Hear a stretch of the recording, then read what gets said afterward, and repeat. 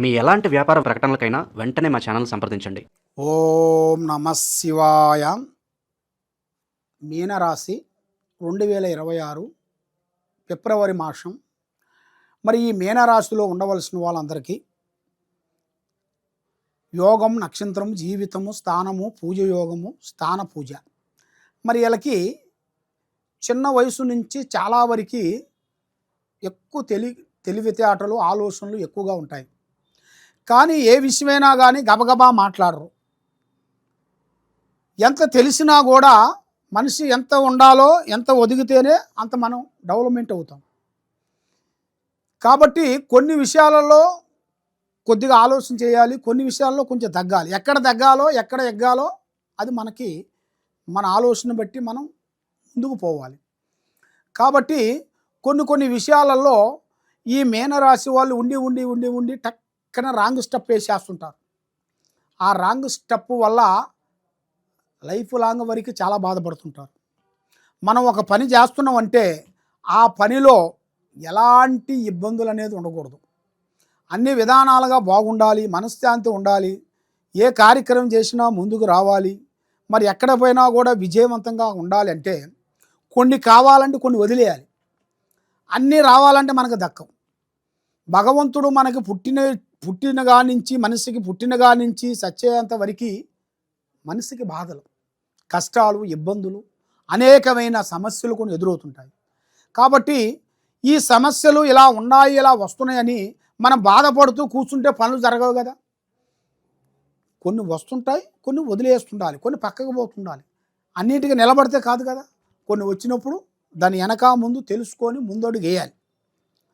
మరి ఈ మీనరాశి వాళ్ళు విద్యా విధానంలో కూడా పెద్ద తెలివితేటలు, చదువులో నెంబర్ 1, తర్వాత ప్రజల్లో చెప్పే దాంట్లో కానీ, ఎదుటివాడు బాధల విషయాలను కూడా డైరెక్షన్ చెప్పేవాళ్ళు కానీ, బాధల విషయాలు, తర్వాత బిజినెస్లో కూడా, వ్యాపార రంగంలో కానీ, వ్యవసాయ రంగంలో కానీ చాలా వరకు ఎదుటి వాళ్ళకి చాలా డైరెక్షన్ చెబుతుంటారు.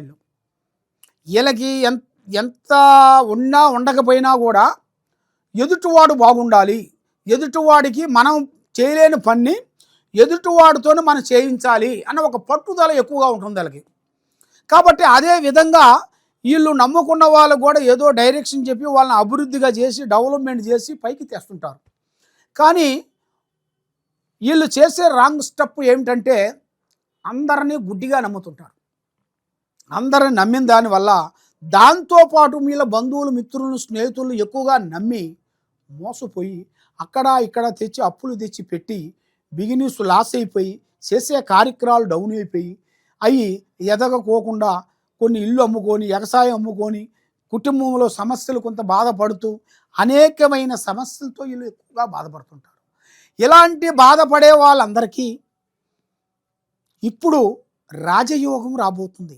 దాంతోపాటు శనియోగం తిరుగుతుంది. చక్రం 9 నవగ్రహాలు తిరుగుతున్నాయి. ఈ 9 నవగ్రహాల్లో నుంచి తిరిగి బయటపడాలంటే అది మామూలు విషయం కాదు. మరి ఈ 9 దాంట్లో నుంచే ఒక అదృష్ట యోగం ఒకటే రాబోతుంది. అంటే 24 గంటల దరిద్ర టైం, 24 అవర్స్ తిరిగితే 1 గంటలో అదృష్ట టైం ఉంటుంది. ఆ టైంలోనే వీళ్ళు టక్కన మేలుకోవాలి, బయటపడాలి. బయట పడకోకుండా అదే మత్తులో, అదే ఆలోచనలో, అదే విధానంలో ఉన్నట్టుకైతే వీళ్ళు జీవితాంతం ఎదగలేరు. కొన్ని ఎదగాలంటే కొంచెం వదగాలి.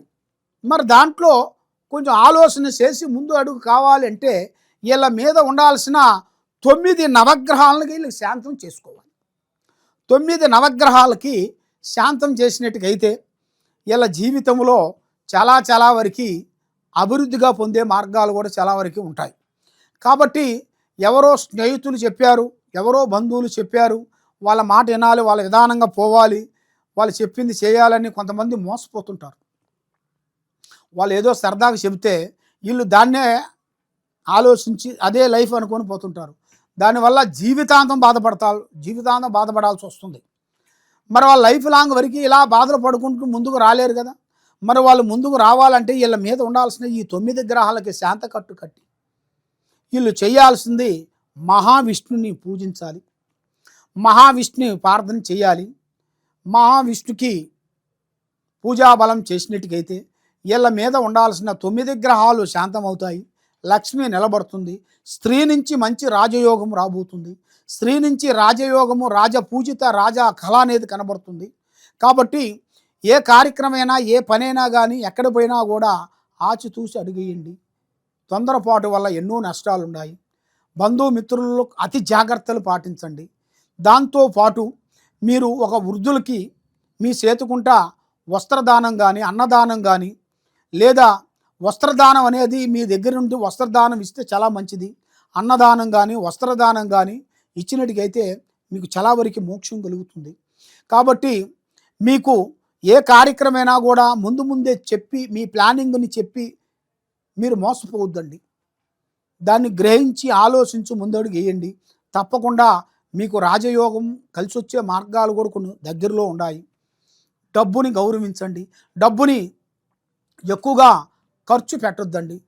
డబ్బు ఈరోజు 1000 రూపాయలు ఉన్నాయరా అంటే ఆ 1000 రూపాయలు మీరు కొంచెం జాగ్రత్త పడినట్టుకైతే ఆ 1000కి ఇంకొక 1000 తోడైతే 2000, 3000, 4000 అలా పెరుగుతుంటాయి. మీరు ఈ అయ్యే కదా, దీనివల్ల మనం ఏం సాధిస్తాం, ఏం కొంటాం, ఏం చేస్తాం అన్నిటికైతే నువ్వు ఎన్ని కోట్లు సంపాదించినా నీ దగ్గర ఒక పైసా నిలబడదు. కాబట్టి మనిషికి ఖర్చు అనేది లేకోకుండా ఉంటే ప్రతి ఒక్కడు కోటేశ్వరుడే. సంపాదించేదంతా నిలబడుతుంది కదా, ఇంకెక్కడ పోతుంది. మరి ఆ ఖర్చు పెట్టే దాంట్లోనే జాగ్రత్త పడాలి. ఆ ఖర్చుని వాడు వేరే విధంగా చిన్న వస్తువులకి అది లేనిపోయిన ఖర్చులు పెట్టుకొని భయంకరమైన వస్తువులు కొని ఇంట్లో లేనిపోయిన సమస్యలు తెచ్చి సమస్యలతో బాధపడుతూ ఉంటారు. కాబట్టి ఇది చిన్నదే, అది పెద్దదని ఉండదు. ఏదైనా ఖర్చే.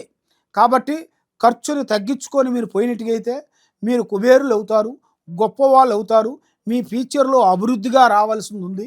కాబట్టి మీకు పెద్దవాళ్ళ తరపు నుంచి స్థిరాస్తుల నుంచి కూడా మీకు రావాల్సిన కొన్ని ఆస్తులు కానీ, భూములు కానీ అభివృద్ధిగా రావాల్సినవి కూడా కొన్ని కనబడుతున్నాయి. కాబట్టి మీ మీద ఉండాల్సిన జనఘోష ఎక్కువగా ఉంది, అనగా ప్రజా దిష్టి. ఆ ప్రజా దిష్టి వల్ల ఎంత సంపాదించినా కూడా డబ్బు నిలబడకోకుండా ఉండటం, మనశ్శాంతి లేకోకుండా ఉండటం, మానసికమైన ఒత్తిళ్లు కొన్ని రావటం, అనేకమైన సమస్యలు కొన్ని ఎదురు కావటం, ఇలాంటి సమస్యలతో కొంచెం మీరు సతమతం అవుతున్నారా?